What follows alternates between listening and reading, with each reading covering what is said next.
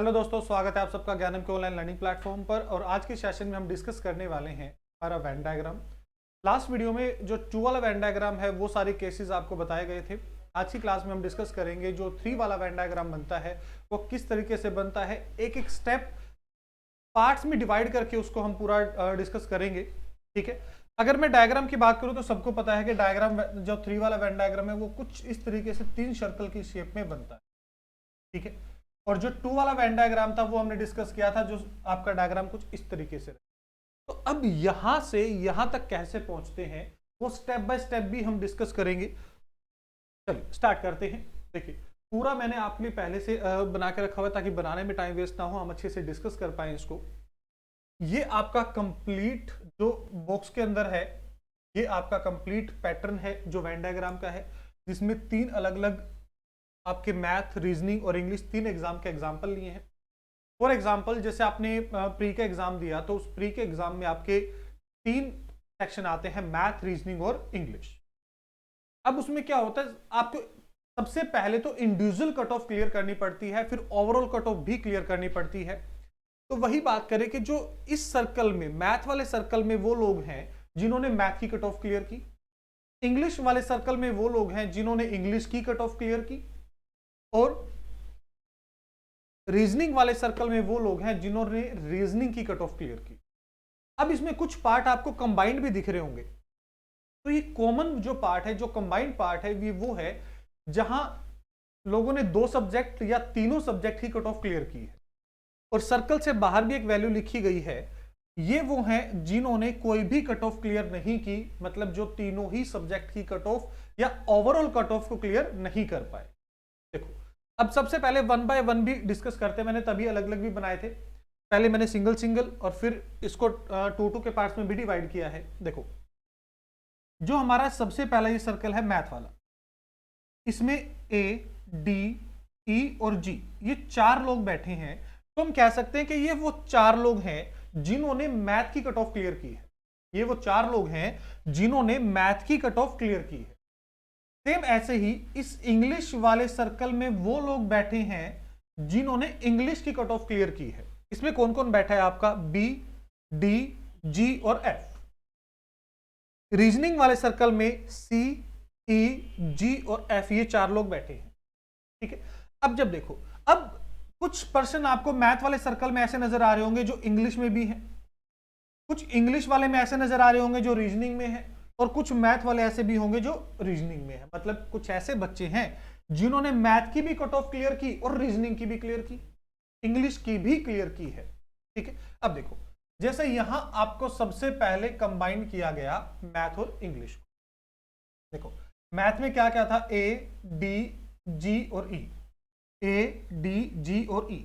English में था आपका डी, जी, एफ और बी, मतलब डी और जी देखो दोनों में कॉमन था। ठीक है, तो ये आपका 2 वाला वेन डायग्राम बनना शुरू होता है कुछ इस तरह। फिर ऐसे ही जब मैथ और रीजनिंग में देखते हैं तो ई और जी दोनों में कॉमन है, मतलब ये वो बच्चे हैं जिन्होंने मैथ की भी कट ऑफ क्लियर की है और रीजनिंग की भी कट ऑफ क्लियर की है। ऐसे ही एफ और जी ऐसे बच्चे हैं जिन्होंने इंग्लिश और रीजनिंग की भी कट ऑफ क्लियर। उसके बाद ये बना आपका तीनों को, इनको कंबाइन करने के बाद फाइनल डायग्राम। ठीक है, तो ये डायग्राम फ्रेम कैसे होता है वो आई होप सब बच्चों को क्लियर होगा, इसमें अब किसी बच्चे का कोई डाउट नहीं होगा। अब हम बात करते हैं कि ये इंडिविजुअल वैल्यूज रिप्रेजेंट किसको करती हैं, इससे क्वेश्चन किस तरीके से पूछे जाते हैं। देखो, अगर मैं सबसे पहले बात करूं, ये मैथ, ये इंग्लिश और ये रीजनिंग, जो ये सबसे पहले आपके पास ये ए लिखा हुआ है, ठीक है, ये ए किसको रिप्रेजेंट कर रहा है, ए है आपका पास्ट ओनली इन मैथ। ये वो बच्चे हैं जो सिर्फ और सिर्फ मैथ में पास हुए।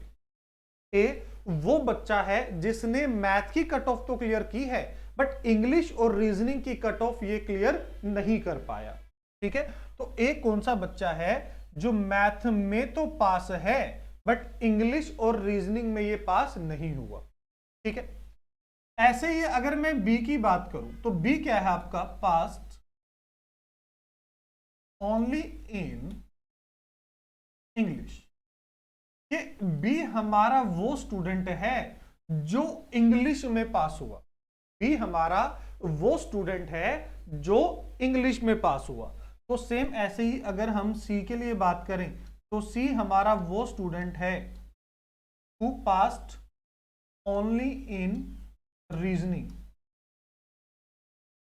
जो सिर्फ और सिर्फ किस में पास हुआ, रीजनिंग में पास। देखो अब जो ए है ये किसी भी दूसरे सर्कल का पार्ट नहीं था, ये सिर्फ किसका पार्ट है, मैथ के सर्कल का। किसका पार्ट है, मैथ के सर्कल का। तो इसलिए हमने बोला कि ए वो बच्चा है जो मैथ में पास है, केवल और केवल मैथ में पास है, only in math, pass only in math. और केवल मैथ में पास होने का मतलब क्या है कि वो बच्चा इंग्लिश और रीजनिंग बाकी दोनों ही सब्जेक्टों में फेल था, बाकी दोनों ही सब्जेक्टों में फेल था। ऐसे अगर बी के लिए बात करें तो बी हमारा वो स्टूडेंट है, वो बच्चा है जो इंग्लिश में तो पास हो गया बट मैथ और रीजनिंग दोनों में फेल है। मैथ और रीजनिंग बट दोनों में क्या है, फेल है। सेम ऐसे ही अगर हम सी की बात करें तो सी हमारा वो बच्चा है जो रीजनिंग में तो पास है बट मैथ और इंग्लिश दोनों में फेल है। वो बच्चा है जो रीजनिंग में तो पास हो गया बट मैथ और इंग्लिश में क्या हो गया, फेल हो गया। आई होप ये तीनों वैल्यूज आपको सबसे पहले क्लियर होंगी, इसमें किसी बच्चे का कोई डाउट कोई कंफ्यूजन नहीं होगा। ठीक है, उसके बाद बात करते हैं। अब देखो, अब जो ये डी वाला पार्ट है आपका, जो ये वाला हिस्सा है जहां डी बैठा है, ये रीजनिंग के सर्कल से बाहर है, ये रीजनिंग के सर्कल से बाहर है बट ये मैथ के सर्कल में भी है और इंग्लिश के सर्कल में भी, ये मैथ के सर्कल में भी है और इंग्लिश के सर्कल में भी है। तो डी किसको रिप्रेजेंट करता है, past only in sorry math and English both, only in math and English both. मतलब वो बच्चा जो मैथ और इंग्लिश दोनों में फेल पास था, दोनों में पास था बट ओनली वर्ड का मतलब क्या आ गया, केवल मैथ और इंग्लिश में पास है, रीजनिंग में फेल है।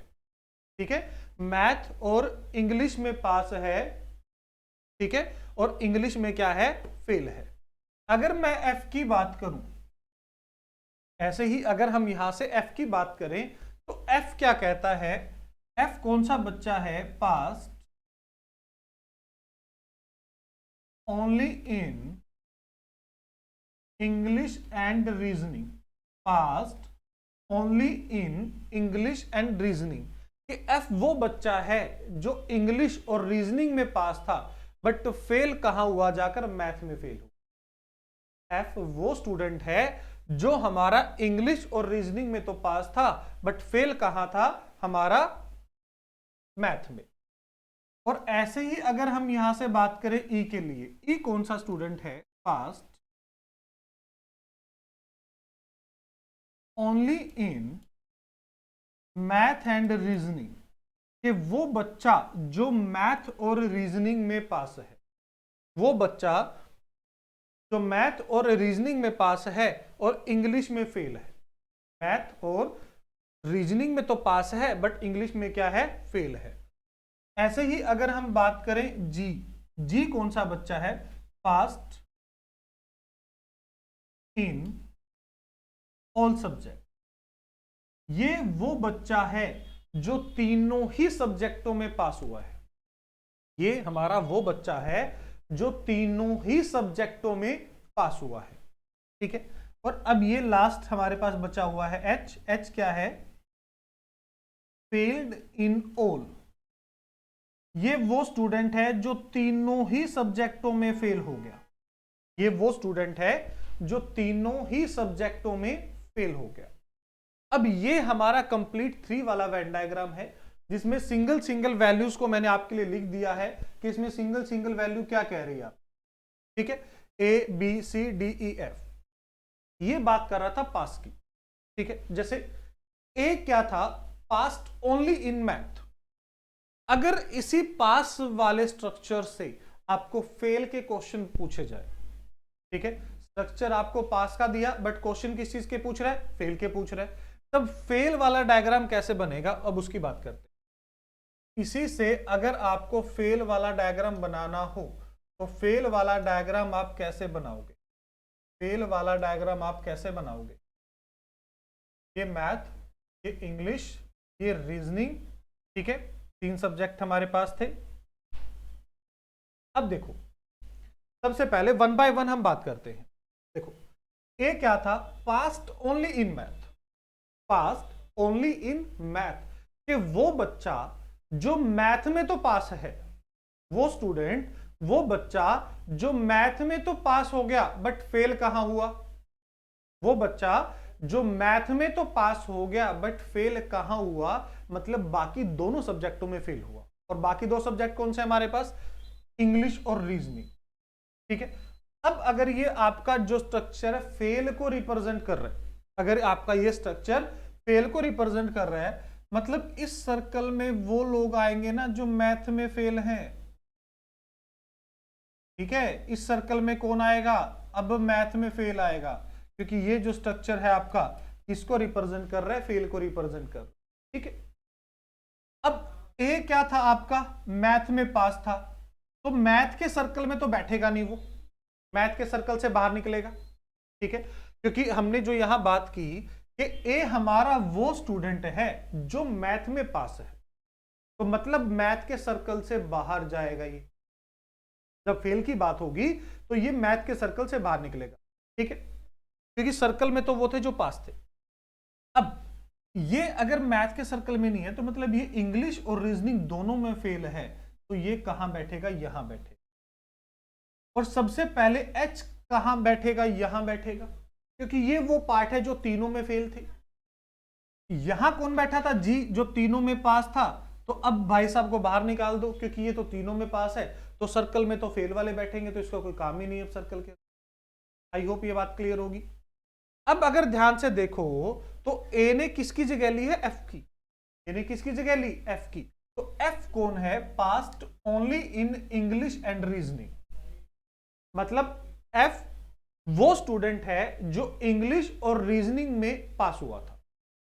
और जो बच्चा इंग्लिश और रीजनिंग में पास हुआ था वो फेल कहां हुआ, आपका मैथ में, वो फेल कहां हुआ, मैथ में। तो एक चीज समझ आ गई कि ये तो जगह ही तो बदल रहे थे सिर्फ अपनी, तो बदल दो आप भी जगह, बाकी सबकी भी देखो, बी और ई की जगह चेंज होगी, बी और ई की जगह चेंज होगी, तो बी आपका यहां होगा, ई आपका यहां होगा, सी आपका यहां होगा और डी आपका यहां होगा। ये आपका बनेगा फेल के नंबर को रिप्रेजेंट करते हुए। अगर आपके पास सारा जो डाटा है वो पॉजिटिव डाटा दे रखा है और उससे आपको फेल का डाटा बनाना है, या ये बात कर लो कि नेगेटिव डाटा बनाना है, तो उसको भी आप विद इन सेकेंड बना सकते हैं। आई होप ये क्लियर होगा। तो ये था आपका 3 वाले वेन डायग्राम का पूरा कंसेप्ट। आपको एक सिंगल वैल्यू बताई है कि कौन सी वैल्यू कैसे रिप्रेजेंट होती है, किसको रिप्रेजेंट होती है। अब इससे क्वेश्चन किस तरीके से पूछे जा सकते हैं, ठीक है, जैसे यहीं से बात करें, find the number of student who passed only in one subject, जो सिर्फ केवल एक सब्जेक्ट में पास हुए, तो आप कह सकते हो ए बी सी आपका आंसर होगा।